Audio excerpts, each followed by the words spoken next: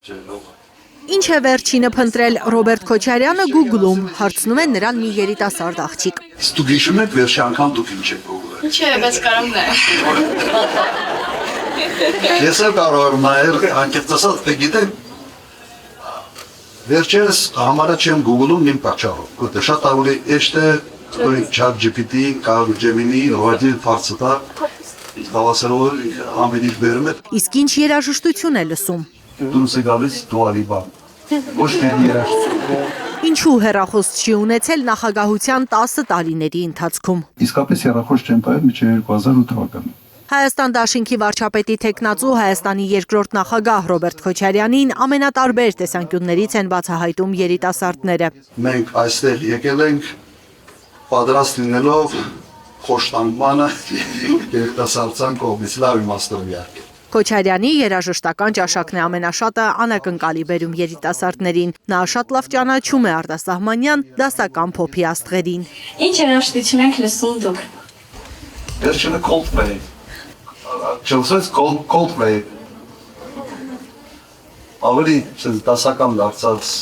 փոփ երաժշտությամբ ադե Իսկ որ սերնդից է Ռոբերտ Քոչարյանը, որ Z սերնդի երաժշտական ճաշակն ունի։ Այս հարցը վերջերս նրան նաև թորնիկն է տվել։ Ես հեցնեց ասի դե։ Ասում այն դեն որն է, ասում են դինոզավր։ Դինոզավր սերունդի արժանի ներկայացուցիչ մնալու համար պարտադիր են մարզումները։ Անկախ ծանրաբեռնվածությունից, քաղաքական խառնաշփոթից, առնվազն 2 օրը մեկ երկրորդ նախագահը սպորտով է զբաղվում։ Կապուտակ Սևանից իջել Թերակազին, Սեդրակի հետ միասին փոխացել են մոտ ես մի քիչ մարշրուտի չերվել եմ 2 ժամ 10 րոպե նոն-ստոպ հողանալով գնացել։ Սեպտեմբեր էր դա մի երկու տարի առաջ, սեպտեմբեր էր ջուրը 17 աստիճան։ Թե ձեր կյանքի ընթացքում ձեր դասավորը եւ դուք չզբաղվեիք քաղաքականությամբ, չդառնայիք քաղաքական գործիչ, ձեր դասիկով ինչ ոլորտում կաշխատեք, ինչ մասնագետ կպնեք։ Ամենից երջանիկ մարդ։ Կյանքս այդպես դասավոր։ Չէ, ես ինժեներ եմ կրթությամբ, դուր է կապիս։ Ոլորտան տանրադես, էլեկտրոմեխանիկ է, կատամեկան պապապեր, ասատ կաշխատեի իմաստության։ Քաղաքականությունը լավագույն ընտրությունը չէ երջանիկ լինել ցանկացող մարդու համար, բայց պակաս կարևոր չէ հայրենիքի համար պատասխանատվություն ստանձնելն ու ընդունելը, որ դու ունես առաքելություն։ Այդ պատասխանատվությանը եթե ավելացնենք կարգապահություն, պետությունը ճիշտ ճանապարհով կգնա, վստահ է երկրորդ նախագահը։ Սենց դիսցիպլինայի տեսանկյունից ես խիստ մարդ եմ։ Եթե ինչ-որ բան կա պիտի արվի, ուրեմն պետական համակարգը ժամացույցի պես պետք է աշխատի։ Եթե պետական համակարգը ժամացույցի պես չի աշխատում, հաջողություն այդ պետությունում չի լինելու, բայց դա չի նշանակում, որ դա ամբողջ կյանքում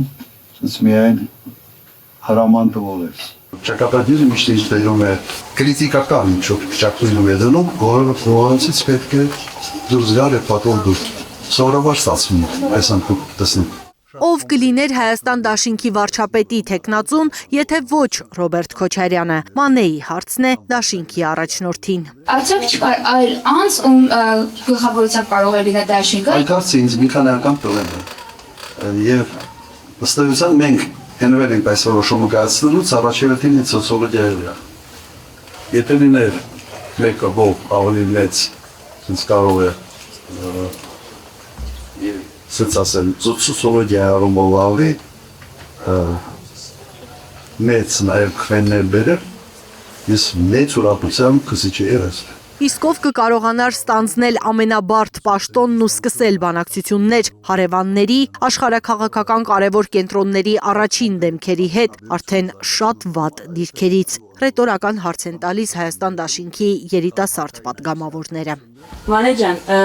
մենք խոսում ենք երկրի ղեկավար ընտրելու մասին, չէ՞, քո ընկերները հարցրել են, արդյոք չկար ուրիշ մեկը, որ երկրի ղեկավարն ունի։ Իսկ մեր երկրի ղեկավարը այս պայմաններում ինչ ենք իրանից ակնկալում, ինչ ենք ուզում որ անի։ Ես խորհուրդ եմ տալիս, որ դու ով այդ հարցը կտա, ասես որ մեր երկրի ղեկավար, ով որ պիտի ընտրվի, հաջորդ 2 ամիսը պիտի գնա Ալիևի հետ, Էրդողանի հետ, Պուտինի հետ, Թրամփի հետ, պիտի նստի ու բանակցի, շատ վատ դիրքերից։ Տեսամբրությունները փորձի, փորձանքի ու փորձառության միջև,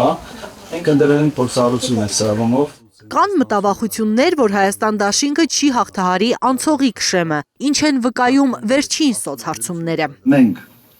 շեմը հաղթարում խնդիր ընդհանրապես չունենք։ Երկրորդ նախագահը հորդորում է չհավատալ ամեն օր դաշտ նետվող սոցիոլոգիական կեղծ տվյալներին, ընդամենը հիշեցնում է նախորդ փորձը։ 2021-ին իշխանամերձ շրջանակների սոցիոլոգիական հարցումները դաշինքի համար կանխատեսում էին ընդամենը 7.2%, Հայաստան դաշինքը հավաքեց 4 անգամ շատ ձայն։ 21 թվականին մարտ ամսին, երբ մենք արել ենք սոցիոլոգիա, մեր այն ժամանակ մարտ ամսին տոկոսը եղել է 7.2։ Մենք հավաքել ենք 21% ընտրությունների ժամանակ։ То есть մարտ ամսից մինչև ընտրությունների օրը հունիսի 20-ը մենք 7%-ից աճել ենք մինչև 21%։ Հիմա մեր սոցիոլոգիայի, որը արել ենք հունվարի վերջ փետրվար, մենք որևէ խնդիր չենք ունեցել շեմը հաղթարելու։ Այսօր ամեն մեկը հայտ ներկայացրած ուժերից, դա շատ մեծ հարց է, շեմը կհաղթարի թե չէ, իր պարկն է համարում հայտարարի, որ մեզ չի միանալու։ Այ մարդը մի հատ գնացեք այդ շեմը հաղթահարեք։ Նոր այդ միանալ չմիանալու մասին խոսեք։ Մի հատ էլ մենք պետք է մտածենք միանում ենք թե չէ։ Բազմաթիվ են հարցերն ուղված երկրորդ նախագահին՝ կրթություն, արտագաղթ, թմրաշրջանառության ու խաղամոլության դեմ պայքար։ Ռոբերտ Քոչարյանը վստահեցնում է, բոլոր խնդիրները լուծում կստանան, եթե Հայաստանն ունենա հստակ ռազմավարություն եւ ղեկավար, որն ունի քաղաքական կամք եւ փորձառություն։ Լիլիթ Խալաթյան, Էլեն Յահինյան, Հայլուր։